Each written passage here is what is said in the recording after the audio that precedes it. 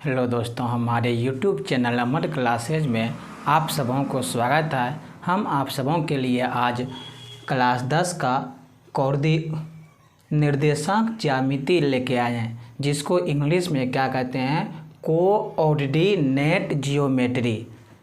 Class 10 में अध्याय number 7, जिसमें कि चैप्टर नंबर है निर्देशांक ज्यामिति, जिसको कि हम इंग्लिश में क्या कहते हैं, कोऑर्डिनेट जियोमेट्री। हालांकि आप सबों ने यह चैप्टर क्लास 9 में पढ़े होंगे, कोऑर्डिनेट जियोमेट्री। देखिए, क्लास 9 में आप सब क्या करते थे, एक लाइन ड्रॉ करते थे। ये लाइन ड्रॉ करते थे, इसको क्या कहते थे, वाई अक्ष। इसको क्या कहते थे, वाई डैश अक्ष।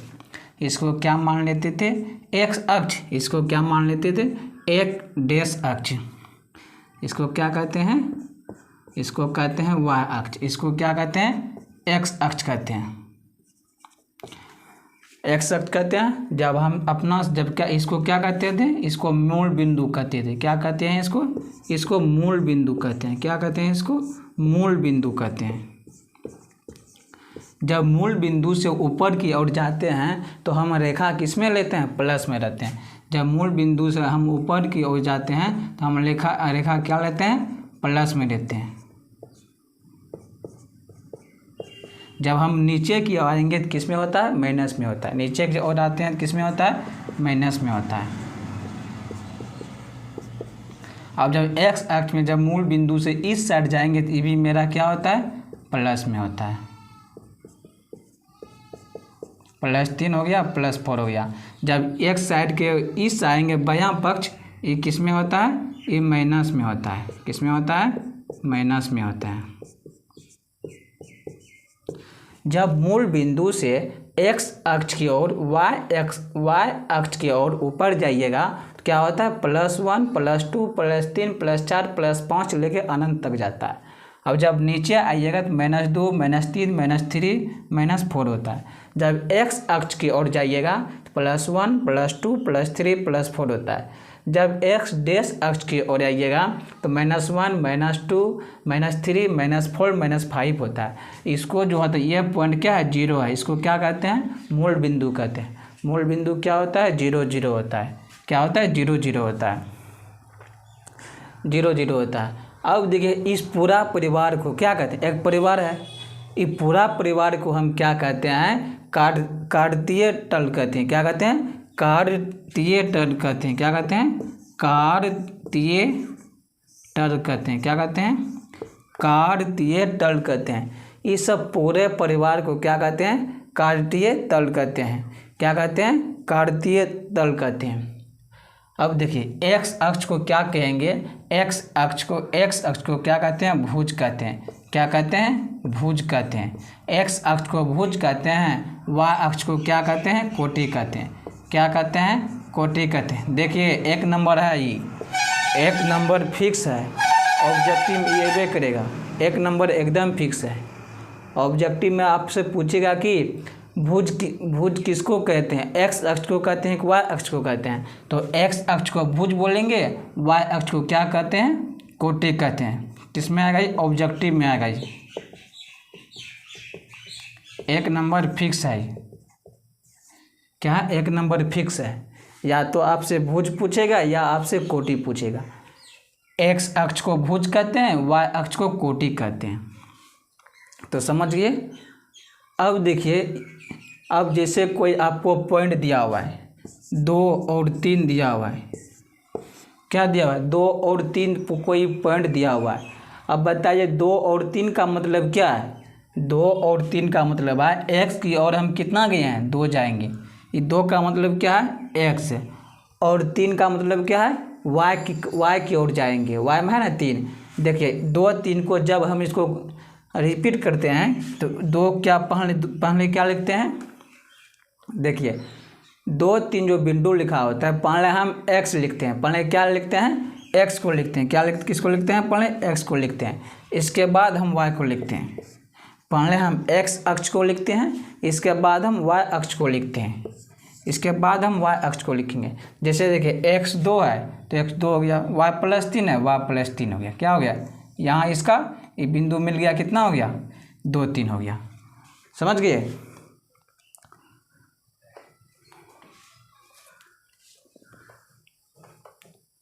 ये पूरे परिवार को क्या कहते हैं, कार्तीय तल कहते हैं। क्या कहते हैं, कार्तीय तल कहते हैं। पूरे परिवार को क्या कहते हैं, कार्तीय तल कहते हैं। या क्या कहते हैं, निर्देशांक तल। क्या कहते हैं, निर्देशांक तल।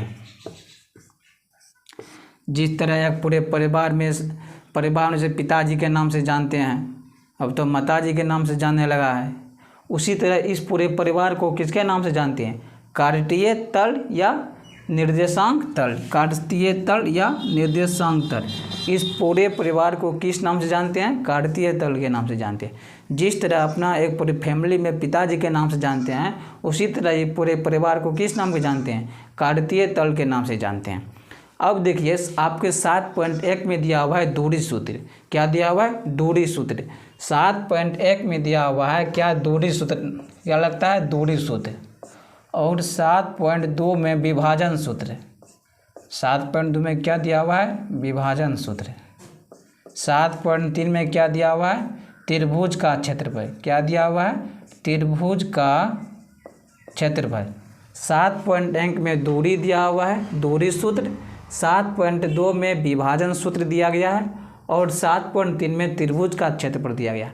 अपना सब 7.1 पढ़ेंगे, इसके बाद 7.2, इसके बाद 7.3। तो 7.1 में दूरी सूत्र दिया हुआ है।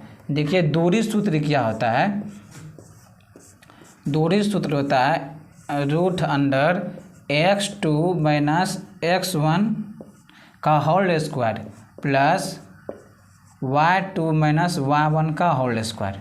यही होता है दूरी सूत्र। दूरी सूत्र क्या होता है, x2 - x1 का whole square plus y2 - y1 का होल स्क्वायर। देखिए बहुत सारे टीचर क्या करते हैं, फार्मूला लिखा देते हैं और कहते हैं इसको रट लो, याद कर लो। देखिए वैसे नहीं करना है हमको जब भी फार्मूला को डिराइव करना है, पहले हम उसको ये कहाँ से आए, पहले उसको प्रूफ करना है। यदि आप प्रूफ करके याद करते हैं, आप कभी भी नहीं भुलाएंगे दूरी सूत्र को।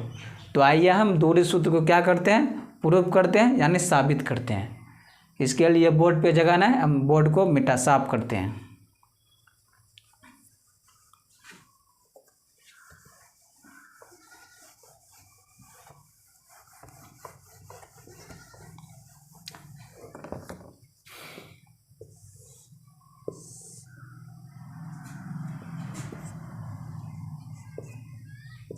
तो ये y अक्ष हो गया, ये y डैश हो गया, ये x हो गया, ये x डैश हो गया। मान के चलिए यहाँ एक ठो बिंदु है, एक ठो बिंदु यहाँ है, एक ठो बिंदु यहाँ है, एक ठो बिंदु यहाँ है। अब मान के ये मेरा a बिंदु है। कितना बिंदु, a बिंदु। इसका निर्देशांक कितना मान लेते हैं हम, x1 y1 मान लेते हैं। कितना मान लेते हैं, x1 y1। और b का निर्देशांक कितना मान लेते हैं, x2 y2। कितना मान लेते हैं, x2 y2। अब कहता है इन दोनों को मिला दिए, इन दोनों के बीच की दूरी। कहता है इन दोनों के बीच की दूरी, दोनों को मिला दिया। कहता है कि इन दोनों के बीच की दूरी कितना है, वही ज्ञात करना है। इन दोनों का ये ए से लेकर ए बी तक जो दूरी दिया हुआ है, डिस्टेंस, वही हमको पता करना है। देखिए तो यहाँ ये यदि x1 है y1 है, x2 है y2 है, ये जो यहाँ बिंदु यहीं पर नहीं आएगा कहीं, यहाँ ले लेते हैं x1 y1। ये देखिए ये बिंदा कहाँ आया है, यहाँ आ गया। ये क्या है, x1 है, पहले x1 न लिखते हैं, x1 ही है। ये बिंदा क्या है, x1 है। आपको बताए तो पहले किसको लिखते हैं, पहले लिखते हैं x को, x अक्ष को लिखते हैं। किसको लिखते हैं, ये x अक्ष होता है, इसके बाद लिखा जाता है y अक्ष को। तो पहले x है, x1 है, तो क्या लिखा हुआ है, x होगा, यहाँ x लिखा है। इसके बाद देखो y1 है, y1 कहाँ का ऊपर जाएगा, तो y1 यहाँ से मिला दिए, एक ऊंची होगा y1 होगा। अब देखिए इसको और आगे लेते हैं।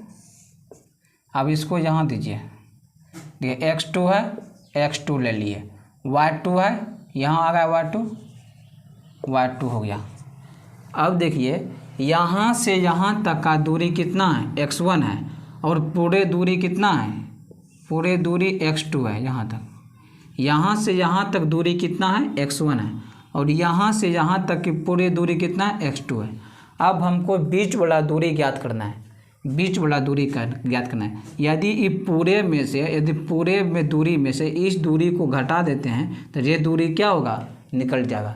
पूरे दूरी में इतना ठो घटा देने से क्या होगा, मेरा यह निकल जाएगा। तो इसमें घटा पूरे में क्या करेंगे, घटा देंगे। तो पूरा कितना है, x2 है, x2 में क्या करेंगे, x2 में x1 घटा देंगे। तो मेरा क्या हो गया, x2 माइनस x1 हो गया। अब देखिए ये पूरा कितना है, y1 है, और यहाँ कितना y2 है। तो इसका दूरी क्या हो जाएगा, तो y1 में क्या करेंगे, y1 को y2 में घटा देंगे।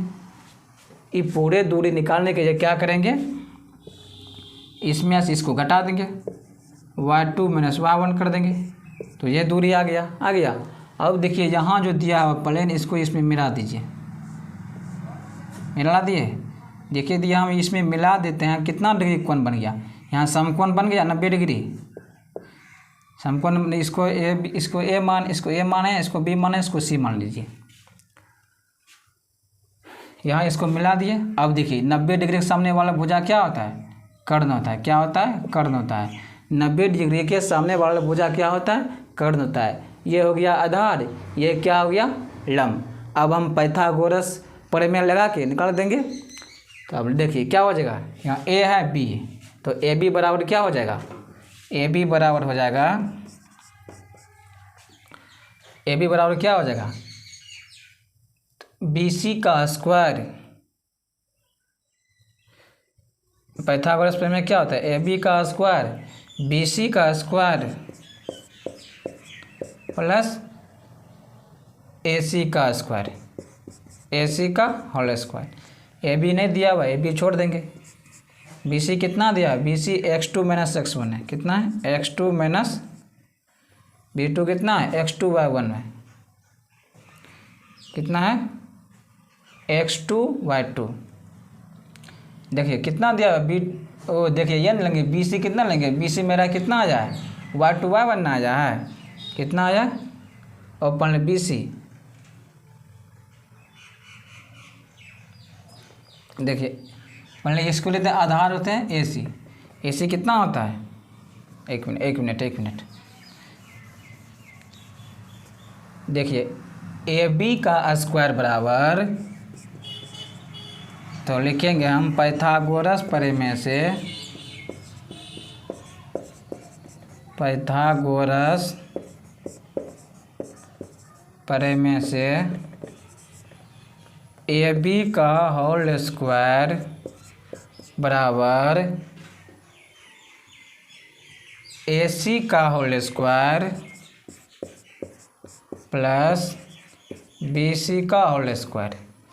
अब देखिए ए सी कितना दिया है, x2 माइनस x1 है, x2 माइनस x1 का whole square plus B C कितना है, बी सी कितना है, बी सी यहाँ देखिए y2 माइनस y1 है। कितना है b2, y2 माइनस y1 हो गया, तो y2 माइनस y1 का होल स्क्वायर। ठीक, अब देखिए कितना है, ए बी का होल स्क्वायर। यदि हम ए बी का होल स्क्वायर देखो दिया हुआ है, यदि होल स्क्वायर को उस साइड भेज देंगे, किस में चेंज हो जाएगा, रूट में। स्क्वायर को इस साइड भेज देंगे, किस में चेंज हो गया, रूट में। x2 माइनस x1 का whole square plus y2 minus y1 का होल स्क्वायर। देखिए आ गया, हो गया प्रूफ। दूरी सूत्र, इसी को हम क्या कहते हैं, दूरी सूत्र। क्या कहते हैं, दूरी सूत्र। तो दूरी सूत्र निकल के आ गया, और रूट अंदर x2 माइनस x1 का whole square plus y2 minus y1 का होल स्क्वायर। दूरी सूत्र देखिए, यहाँ x1 दिया हुआ था, हमको x2 यहाँ तक दूरी, इतना तो हमको दूरी चाहिए। इतना दूरी के लिए क्या करेंगे हम, x2 में x1 को घटा दिए। अब देखिए यहाँ दूरी दिया हुआ है, टोटल की दूरी कितना y1 है, y2 है, इतना तो y1 है, इतना तो दूरी कितना होगा, तो y2 माइनस y1 कर दिए। पैथागोरस 90 देखिए जहाँ लंब बन गया, जहाँ भी लंब होगा ना वहाँ कितना डिग्री कोण बनता है, 90 डिग्री। तो समकोण त्रिभुज हो गया। 90 डिग्री के सामने वाले भुजा को क्या कहते हैं, कर्ण कहते हैं। तो कर्ण बराबर जगह पैथागोरस प्रमेय से लगा दिए, AB का स्क्वायर लग गया इतना। अब आइए अब एक ठो हिसाब देते हैं, उसको बना के बताइए पहले।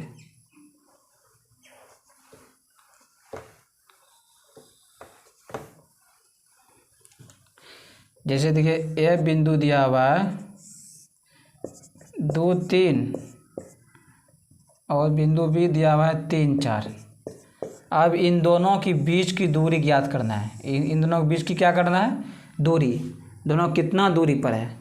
तब देखिए x1 मेरा क्या हो जाएगा, ये 2 मेरा क्या होगा, x1 हो जाएगा, x2 क्या हो जाएगा, 3 क्या हो जाएगा, x2 हो जाएगा, y1 क्या हो जाएगा 3, y2 क्या हो जाएगा 4।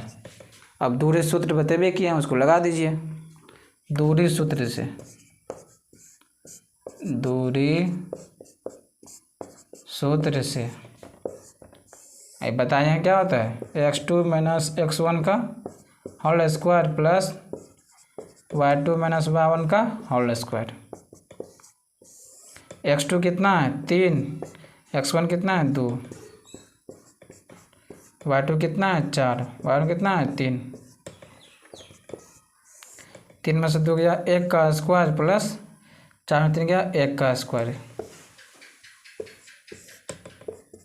1 प्लस है कितना आ गया 2, क्या हो जाएगी दूरी है, आंसर आ गया। यदि आप सबों को समझ में आया है तो एक लाइक ज़रूर कीजिएगा।